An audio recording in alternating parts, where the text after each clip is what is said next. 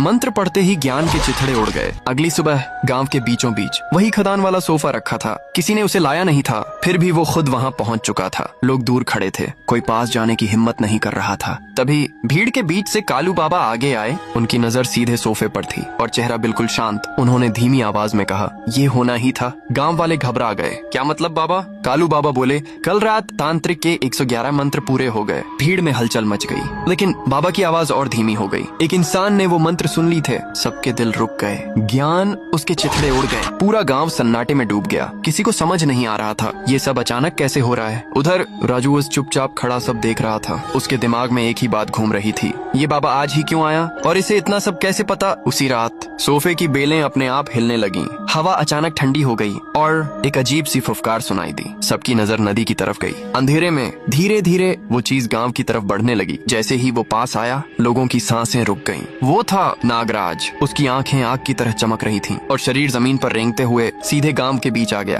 कोई भाग भी नहीं पाया। नागराज ने धीरे से 2 उंगलियां ऊपर उठाईं और अचानक भीड़ में खड़ा एक आदमी धड़ाम से फट गया। लोग चीखने लगे। कोई इधर भागा, कोई उधर, लेकिन नागराज रुक नहीं रहा था। वो एक एक घर की तरफ बढ़ रहा था। जिस घर के सामने रुकता, बस उंगली उठाता और अंदर से चीख के साथ सब खत्म। कुछ ही मिनटों में गांव का आधा हिस्सा खामोश हो गया। अब पूरा गांव खाली हो चुका था। बीच में सिर्फ वो सोफा, नागराज और कालू बाबा खड़े थे। नागराज धीरे धीरे सोफे के पास आया और उसके सामने रुक गया, जैसे किसी का इंतजार कर रहा हो। पीछे अंधेरे से एक आवाज आई, मेरे होते हुए नहीं। पूरा माहौल जम गया। नागराज ने तुरंत पीछे देखा।